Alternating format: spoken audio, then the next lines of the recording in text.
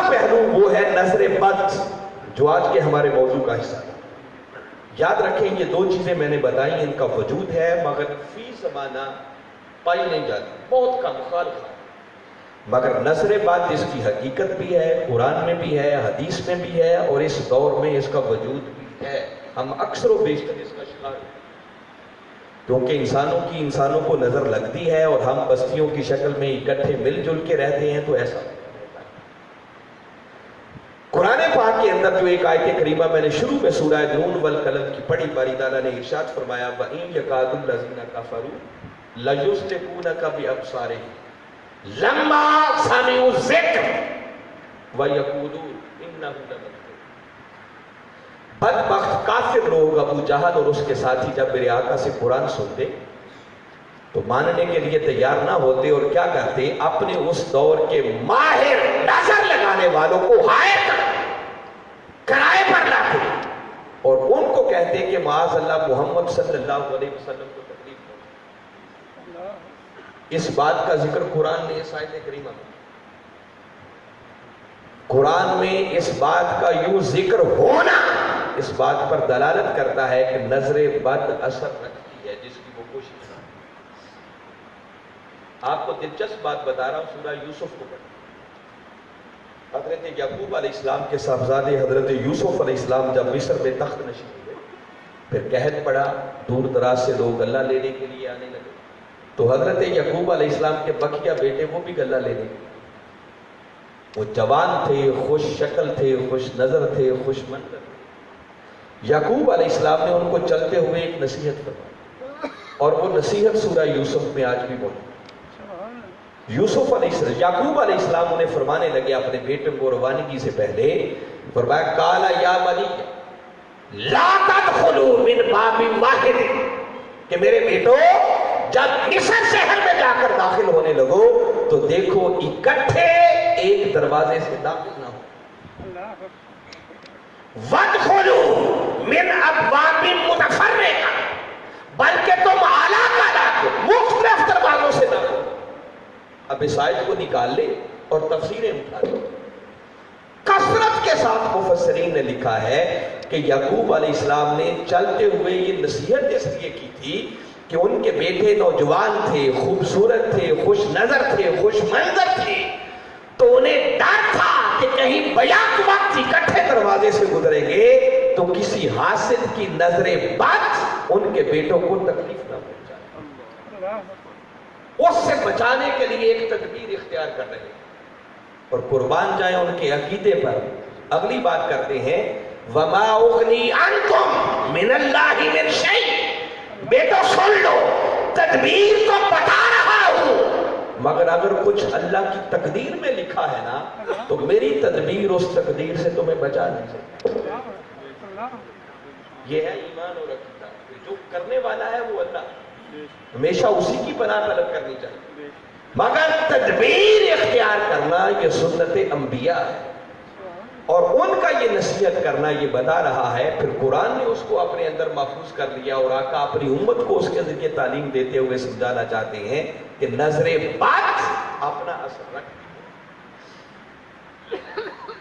تاجدار کائنات صلی اللہ علیہ وسلم آپ نے خود فرمایا، پھر مفسرین نے اس کو اپنی تفسیروں کے اندر ذکر کیا، پھر آقا نے فرمایا ان العین حق، نظر کا لگنا حق ہے، اور فرمایا یہ اتنی ظالم شے ہے تستنزل الفارس عن فرسہ، یہ نظر بد گھوڑ سوار کو گھوڑے سے نیچے گرا، حتیٰ کہ میرے آقا نے یہاں تک فرمایا کہ نظر کا لگنا حق ہے، یہ انسان کو قبر تک اور اونٹ کو ہنڈیا تک۔ اور میرے آقا اپنے دونوں نواسوں کو، شہزادوں کو اس نظر بد سے محفوظ رکھنے کے لیے قرآن کی آخری 2 سورتیں پڑھ کر باقاعدہ دم فرمایا۔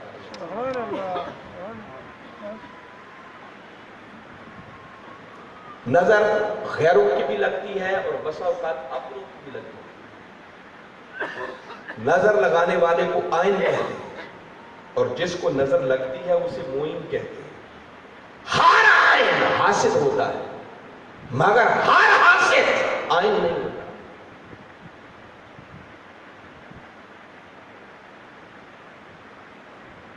جیسے میں نے بتایا دوسروں کی بھی لگتی ہے اور بس اوقات اپنوں کی بھی نظر لگ جاتی ہے. تو میرے آقا کے ایک صحابی ہیں حضرت سہل بن حنیف رضی اللہ عنہ، غسل کر رہے تھے. کوئی بند ٹوائلٹ واش روم تو ہوتے نہیں تھے، کھلی جگہوں پہ لوگ غسل کرتے صدر کو چھپا کر. تو غسل کر رہے تھے، قریب سے آقا کے ایک اور صحابی گزرے حضرت عامر بن ربیعہ رضی اللہ عنہ. نظر پڑی، ان کی جلد دیکھی تو جلد کی تعریفی کلمہ ہوئی. بس وہ ایک جملہ کہنا تھا اور وہ تکنا تھا کہ اس کا اثر یہ ہوا کہ سہل بن حنیف اسی وقت بے ہوش ہو کے گر گئے.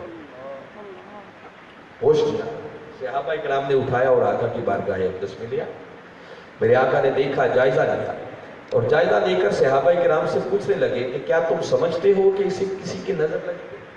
کس کی نظر لگی ہے؟ صحابہ کرام عرض کرتے ہیں کہ آقا ہمارا خیال ہے کہ عامر بن ربیعہ کی نظر لگی ہے، وہ گزرا تھا، اس نے جملہ بتایا. فرمایا اسے بھی بلوایا اور میرے آقا نے بلوا کر انہیں حکم دیا وضو کر. عامر بن ربیعہ کو حکم دیا جس کی نظر لگی، گھٹنوں سے نیچے والے حصے کو فرمایا تھو، اور وہ وضو کے استعمال شدہ پانی جو تھا اسے لے کر میرے آقا نے فرمایا سہل بن حنیف کے سر کے پچھلی جانب سے ان کے جسم پر ڈالو. بس وہ ڈالنے کی دیر تھی کہ ایسے ہوش میں آئے اور اللہ نے شفا دی کہ جیسے زندگی میں کبھی کوئی تکلیف ہوئی نہیں. نظر اتارنے کا آقا نے سنت طریقہ.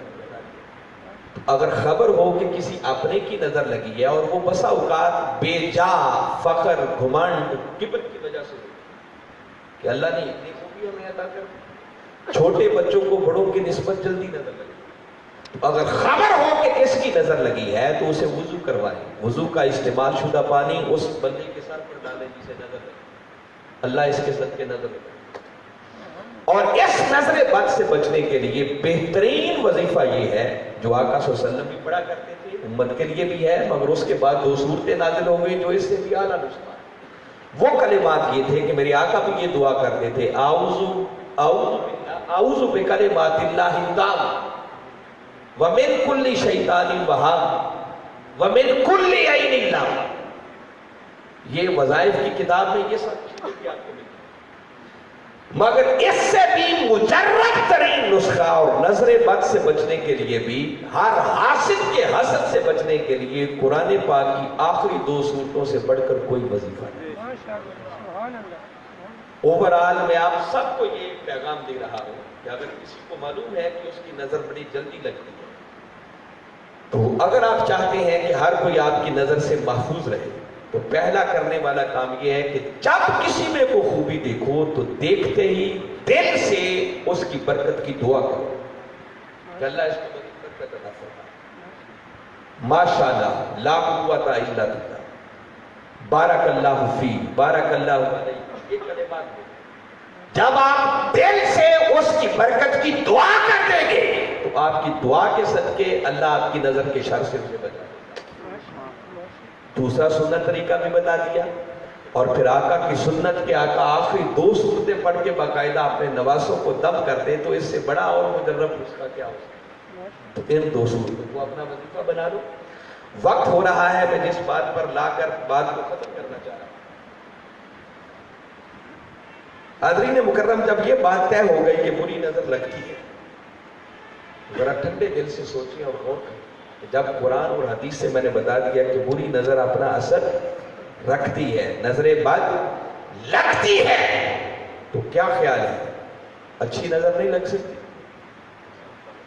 جی بھئی، اگر نظر بد گھوڑ سوار کو گھوڑے سے نیچے گرا سکتی ہے تو خدا کی قسم کسی ولی کی نگاہ ہو جائے تو گرے ہوئے کو سوار بھی گرا کیوں نہیں لگ سکتی؟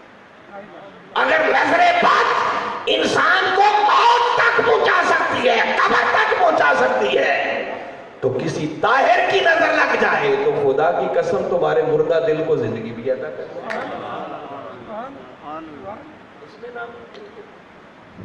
یہ ایک الگ پورا سبجیکٹ ہے جس پر گھنٹوں گفتگو ہو سکتا ہے. اس نظر کے اندر اللہ نے بڑا کچھ رکھا. قیامت کا دن ہوگا جب میرے آقا کی امت کے اولیاء نور کے حالوں میں جا رہے ہوں گے، سورہ الحدید کو پڑھیں، تو منافق جب ان کو دیکھیں گے تو منافق ایک جملہ بولیں گے ان اللہ کے ولیوں کو نور کے ہاتھوں میں جاتا وَيَقُولُ الْمُنَافِقُونَ وَالْمُنَافِقَاتُ لِلَّذِينَ آمَنُوا، وہ منافق مرد اور منافق عورتیں جب وہ نور والوں کو دیکھیں گے تو انہیں مخاطب کر کے کہیں گے انظرونا، اے نور والوں ذرا رک کر ایک نظر کرم ہمارے اوپر بھی کر دو۔ کیوں کر دو؟ نقتبس من نورکم، تاکہ ہم بھی تمہارے نور میں سے تھوڑا سا نور۔ وہ یہ نہیں کہیں گے کہ ہمیں کوئی وظیفہ بتاؤ، کوئی عمل بتاؤ، ہم بھی کریں تو ہمیں بھی نور مل جائے، نہیں کہیں گے انظرونا، بس ایک نظر ہی کر دو، تمہاری نظر سے بھی بیڑا پار ہو جائے، کیونکہ قیامت والے دن عقلیں ٹھکانے آ جائیں گی نا، پردے اٹھ جائیں گے، سمجھ آ جائے گا۔ تو میں اس کی تفصیل میں تو نہیں جا رہا، بس اتنا بتا رہا ہوں کہ انظرونا کے کلمات، اور اللہ کے ولی میں اتنی تاثیر اللہ نے رکھی ہے کہ امداد اللہ مہاجر مکی نے اسے روایت کیا ہے، اور مولانا اشرف علی تھانوی نے اپنی 2 کتابوں میں درج کیا کہ حضرت جنید بغدادی رضی اللہ تعالیٰ عنہ جس جگہ حلقہ ارادت کرتے تھے، مریدین آ کے بیٹھتے نا، انسان تو انسان ایک کتا تھا بغداد، وہ آتا محبت سے آ کر ادب سے تھوڑے فاصلے پر گھٹنے ٹیک کے بیٹھ جاتا اور جنید بغدادی کے چہرے کو تکتا، بس وہ ادا ان کو اتنی پسند آئی کہ ایک دن بیٹھے بیٹھے اس کتے پر نظر جو پڑی اور اس کی اس وفاداری کو جب دیکھا تو فرماتے ہیں بس توجہ کی دیر تھی کہ کتے کو وہ فیض ملا کہ پھر جہاں جا کر وہ کتا بغداد کی گلیوں میں بیٹھتا، کبھی 20 کبھی 30 کبھی 40 کتے اس کے ارد گرد ادب سے گھٹنے ٹیک کر بیٹھ جاتے۔ ولی کی نگاہ ہو جائے تو کتا محروم نہیں رہتا، تو ہم تو آقا کے امتی ہیں، اشرف المخلوقات، کسی اللہ والے سے جڑ جائیں اور اس کی نگاہ ہو جائے تو آپ اثر و فیض سے کیسے معلوم؟ مگر یاد رکھیں اللہ کی ولی میں نظر میں تاثیر تو ہے، مگر وہ نظر اور توجہ ہر کسی پر کرتا نہیں، یہ بات ذہن میں بٹھا دیں۔ کوئی کہے کہ کیوں نہیں کرتا؟ جب اللہ نے اس کو یہ صلاحیت دی ہے تو ہر کسی پر کرتا ہے۔ تو یاد رکھیں میرے آقا کی توجہ میں اثر تو تھا نا، اور آپ آج کل گاتے پھرتے ہیں کہ جس طرف اٹھ گئی دم نے دم، اور ایسا تھا اور ایسی نظر تھی کہ صدیق اکبر رضی اللہ تعالیٰ عنہ غار ثور کی اس خلوت میں جو 3 دن کی صحبت ملی، اس اتحادی توجہ کا رنگ ایسا چڑھا تھا، کہتے ہیں جب ہجرت کا سفر مکمل کر کے مدینہ میں پہنچے تو رنگ ایسا چڑھ چکا تھا، مدینہ والوں کو سمجھ نہیں آتی تھی نبی کون ہے، صدیق کون۔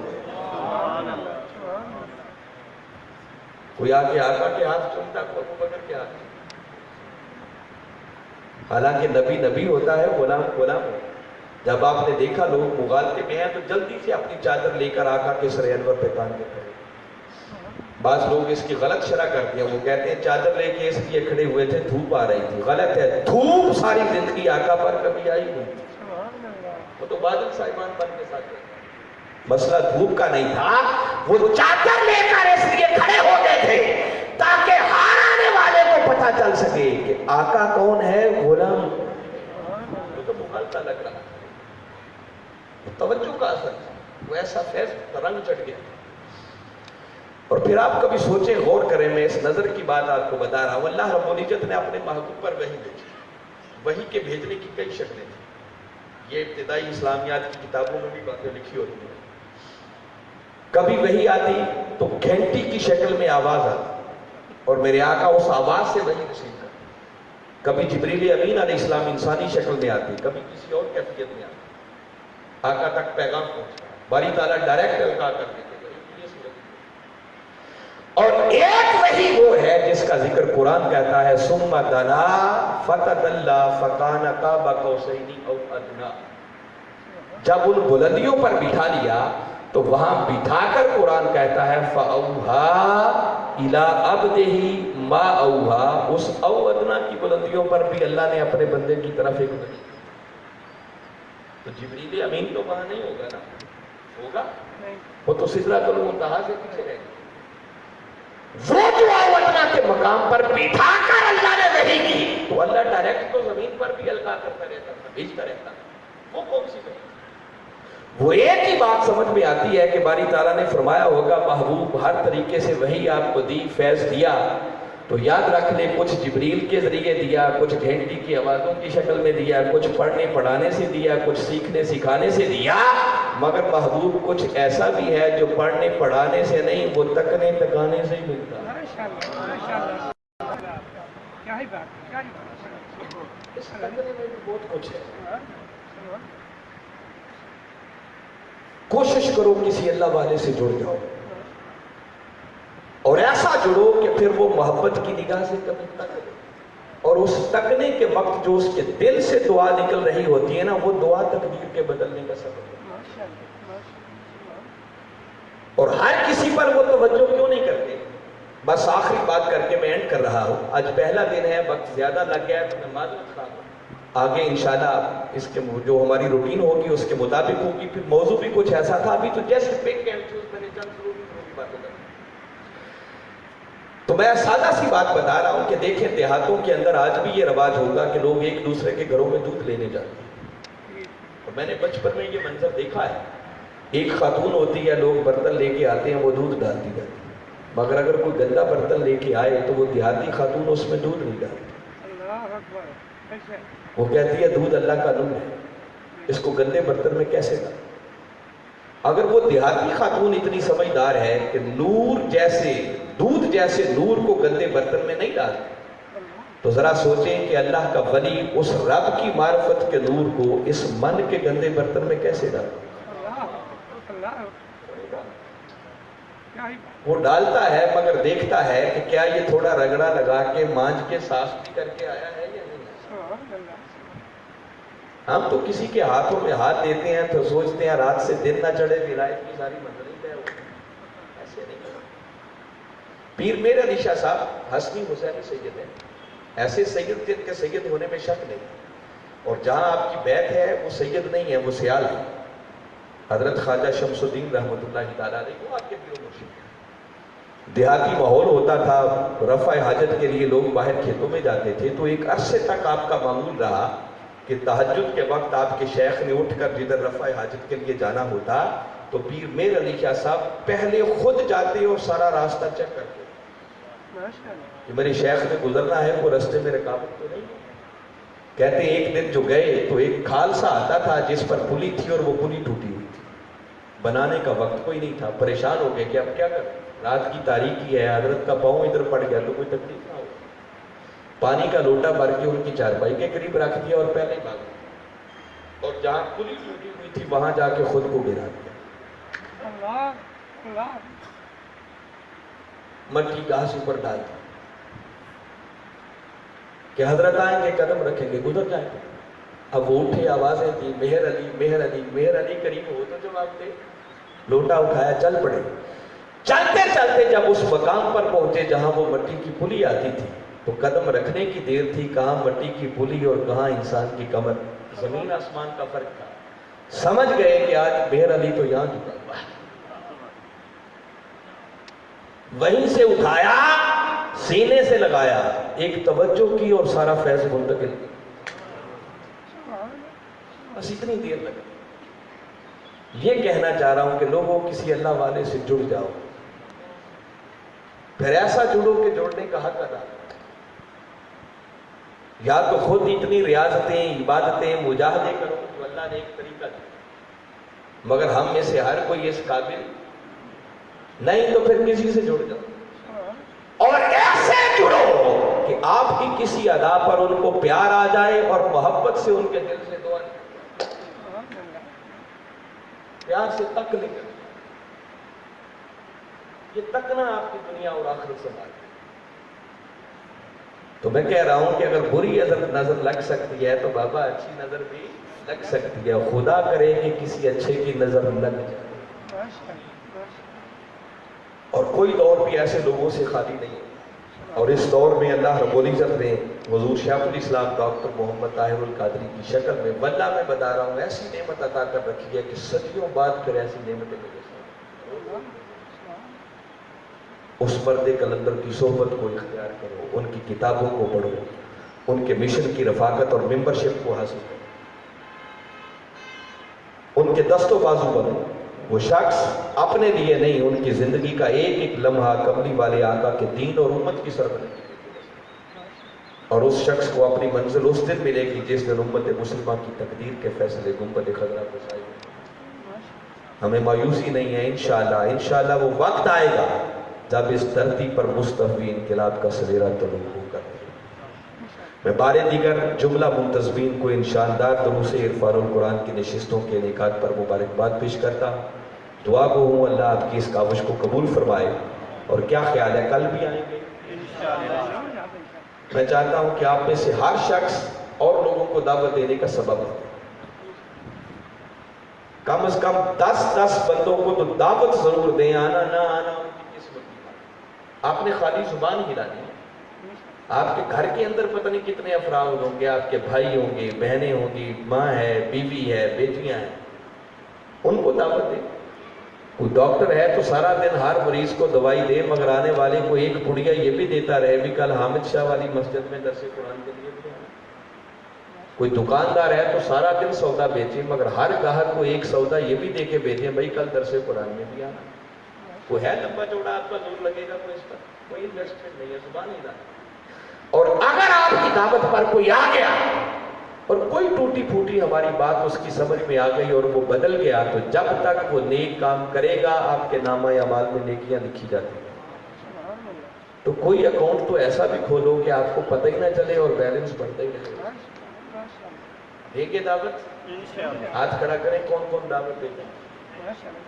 تو دعوت تو سب دیں، اور جب آنے لگے تو اللہ نے 2 ہاتھ آپ کو دیے ہیں، ایک کو دائیں میں پکڑیں، دوسرے کو بائیں میں پکڑیں. اتارو شیطان کی سستی کو، چلو اللہ کا قرآن سننے کے لیے. یہ مسجد پیچھے تک بھر جانی چاہیے، کوئی بڑی مسجد نہیں.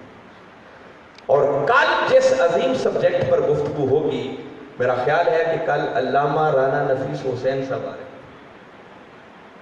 یہ اللہ کی شان ہے اور منہاج القرآن اور حضور شیخ الاسلام کی کرامت ہے کہ انہوں نے رانوں اور وٹوؤں کو خطاب کرنے پہ لگا. ساگر کمال وٹو صاحب بھی آ رہے ہیں. تو آپ کل ضرور تشریف لائیں. انشاءاللہ کل اس نوجوان کی گفتگو سنیں گے تو آپ کا ایمان تازہ ہوگا. اور پھر یہ ہم میں سے ہر شخص کی ضرورت ہے. اولادوں کو ساتھ لے کے آئیں، ان کو پتہ چلے والدین کی عظمت. بہت اہم سبجیکٹ ہے. تو میں امید کرتا ہوں کہ کل آپ لیٹ نہیں ہوں گے، جلدی آئیں گے تاکہ جلدی بات شروع ہو اور وقت پر ختم ہو سکے. اور الحمدللہ میں اس پر مبارکباد بھی پیش کرتا ہوں کہ ہمارے منہاج القرآن کے ساتھیوں نے منہاج ویلفیئر فاؤنڈیشن کے زیر اہتمام آغوش فیملی سپورٹ پروگرام کا آغاز کیا، جس کی پچھلے ہفتے انہوں نے لانچنگ کی ہے. اور ان کا خیال یہ ہے کہ وہ یتیم بچے، غریب فیملیز جن کا کوئی ذریعہ انکم نہیں ہے، تو ان کو منتھلی 5,000 روپیہ وظیفہ دیں. اور اس مقصد کے لیے چاہتے ہیں کہ ہم سب لوگ اس کے ساتھ تعاون کریں، اپنا اپنا حصہ ڈالیں. اور اس نیک کام سے بڑھ کر بھی اور نیک کام نہیں ہے. آپ یہ کریں، اللہ اس کے صدقے آپ پر بڑا کرم کرے. یتیموں کے سر پر دست شفقت رکھنا، آپ اندازہ کریں کہ کتنا عظیم تھا. اب میں سبجیکٹ پورا نہیں شروع کرنا چاہ رہا، بس آپ کو دعوت دے رہا ہوں. یہ میں نے بتا دیا آغوش فیملی سپورٹ پروگرام شروع ہو چکا ہے. اللہ نے بڑی کامیابیوں سے ان کو نوازا ہے. آپ لوگوں کے لیے بھی دروازہ کھلا ہے. جو اس نیک کام میں تعاون کرنا چاہے وہ ہمارے عمران ملک صاحب ہیں، سید ابو بکر شاہ صاحب ہیں، کاشف اقبال صاحب ہیں، ماجد صاحب ہیں، ان سے رابطہ کریں. کامران سرور صاحب ہیں، ان سے رابطہ کریں گے. تو آپ وہ فارم وغیرہ میرے خیال سال پر موجود ہوں گے، وہ فل کریں باقاعدہ، اور جو آپ اس کے تعاون کرنا چاہیں، جتنا اللہ نے توفیق دیا وہ کریں. اللہ کی بارگاہ میں دعا ہے کہ باری تعالیٰ ان نشستوں کو قبول فرمائے اور ہمیں ان سے مستفید ہو کر اپنی دنیا اور آخرت کو سنوارنے کی توفیق عطا فرمائے. وما علینا الا البلاغ.